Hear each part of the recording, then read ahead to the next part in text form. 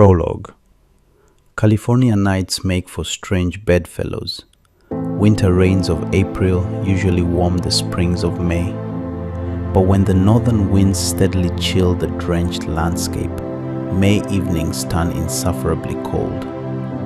In 1875, with a stinging bite, such a glacial May befell Rancho Piedra Blanca, firing the vineyards, orchards, and fields into the small hours of the morning. The cold nights kept rancho workers praying for the sun. Farm animals suffered too, especially those obliged to share with the new curandera their home, the shepherd's hut, high on the summit of San Simeon. Bearing unfounded credentials, Josefina Espinoza from Tulum, Mexico, as if conjured out of the spring mist, materialized at Hacienda de Leon's front door. Permitting her but a limited residency, the rancho's don, Joaquin de Leon, allowed her a share of the shepherd's hut with long-time occupants, the donkeys, cows, and horrible pigs. Loathing his miserly hospitality, oozing a specious gratitude, ambitious and cunning, she bowed to the don playing along, biding her time. The frigid May nights worsened. Day's work done, tired and hungry, the cold animals hurried to the hut's warm shelter to discover their entry barred. Curandera Josefina, with no intention of ever letting them in again, locked them out. Miserable, the generally contented beasts were uncertain what to do.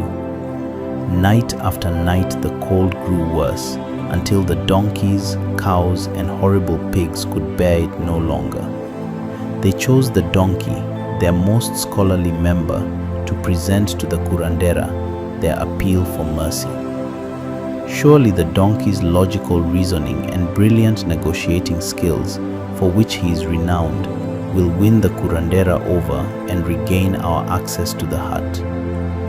With the cold wind chafing his frozen ears, into a breach in the hut's wall the donkey poked his great head. Braying passionately his case, the uncaring witch brandishing an oak cane answered the donkey's supplications too swiftly, striking him viciously across his massive forehead. The gash, deep and wide, spurted torrents of blood into the screeching donkey's eyes, obscuring the sight of her merciless face, laughing at him in scorn. "Begone, stupid beast! Dare to return, and the devil's curse awaits you and your friends. This home is my forevermore, never again to be shared with the likes of donkeys, cows, and horrible pigs." Chapter 1. Today, Manuel for the first time in a month ate breakfast, chilies, tortillas, and pinto beans. To sleep was his greatest wish. But this morning the smell of Rosa's fire roused him, and he hungered with an appetite he did not know he possessed this late in his life. Oh, it wasn't just the chilies cooking, no. The heady bouquet painted vivid dreams of Rosa and he, newly married in the old Mexican village, kissing tenderly, loving one another. On the bed Rosa was conceived. These stirrings he did not fight.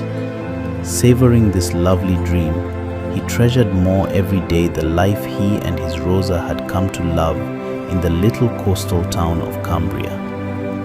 40 years before, at the invitation of his childhood friend Jose, Manuel swayed his new bride to leave Mexico City and her mother for the promising paradise of Central California and Rancho Piedra Blanca.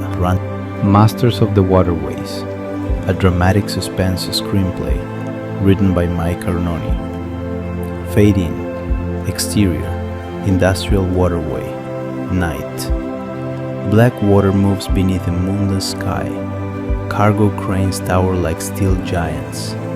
Tugboats idle near the docks, their running lights flickering red and green through the fog. A low horn sounds in the distance.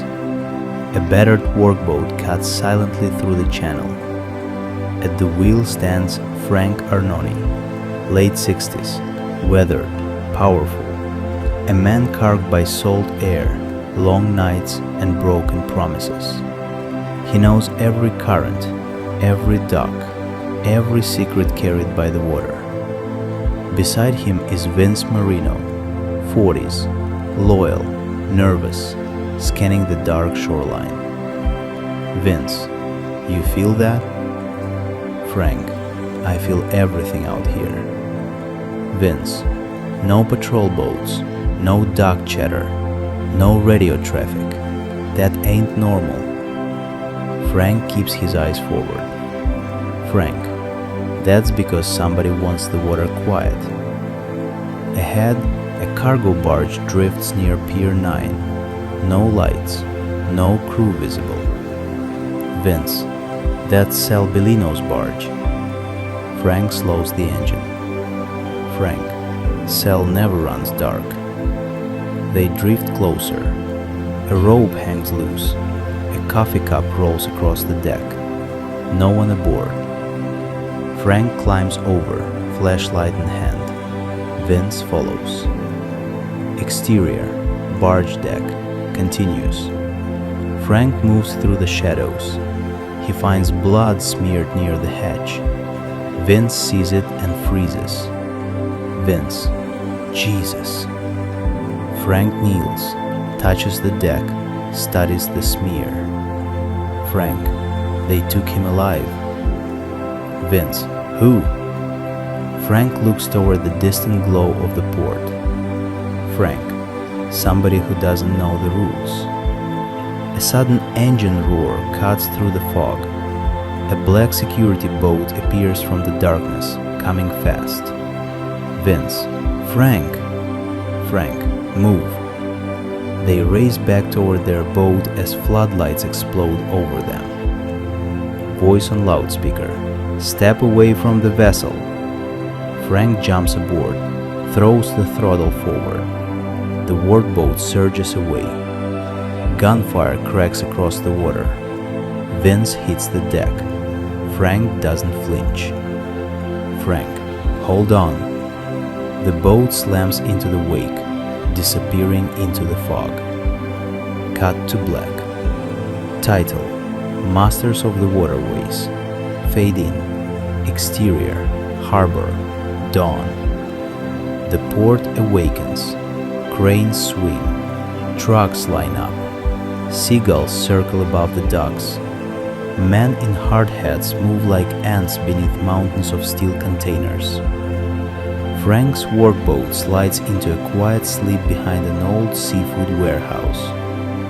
Waiting on the dock is Angela Arnone, early 40s, Frank's daughter, sharp, composed, and tired of her father's dangerous world.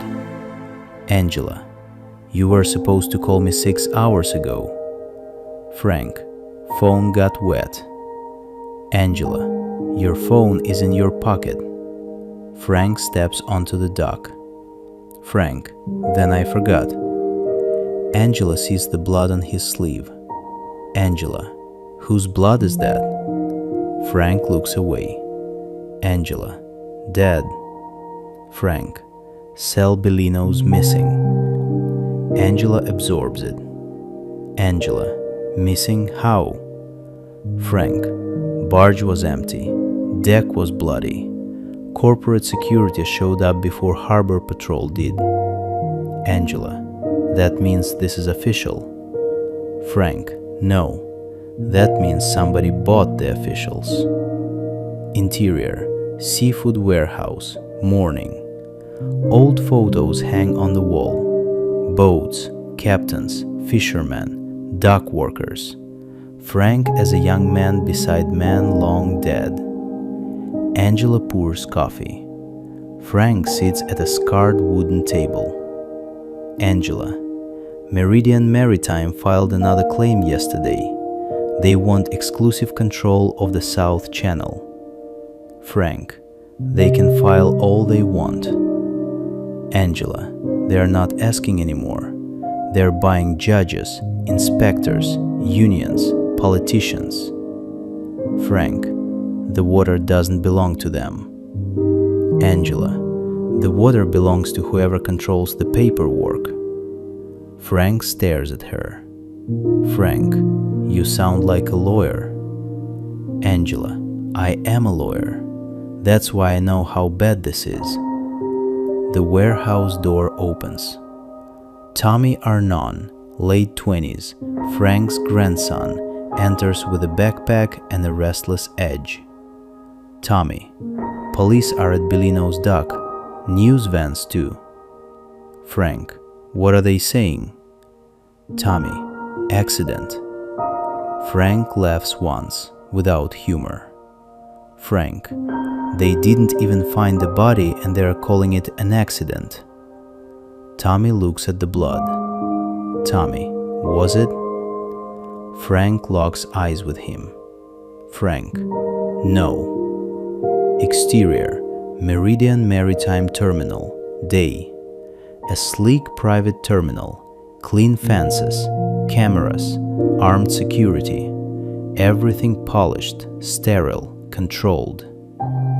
Victor Kell, 50s, expensive suit, cold intelligence, steps from a black SUV. Beside him is Mara Voss, 30s, corporate security chief, calm and lethal. Kell, Bellino?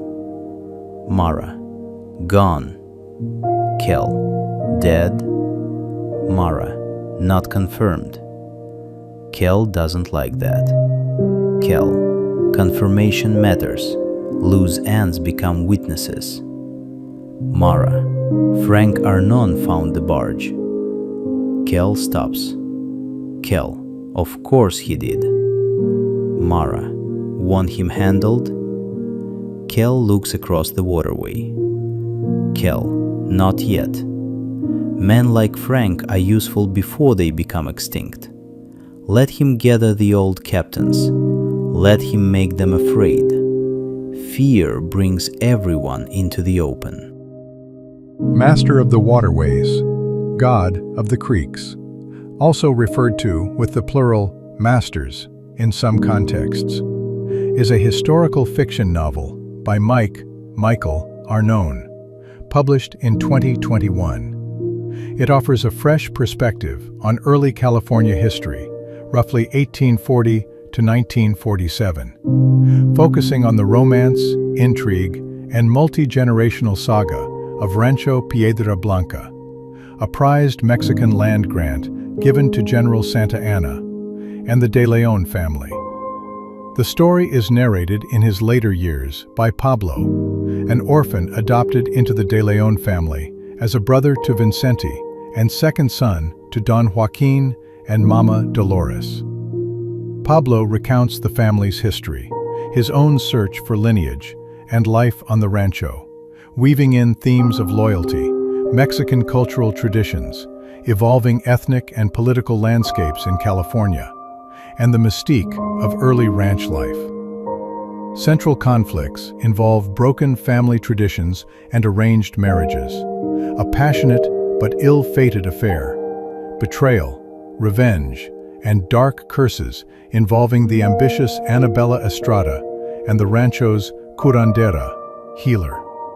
Pablo grapples with his legacy, protecting his adoptive family, and the mysterious Flores de Flores, who may hold the key to restoring the rancho's fortune.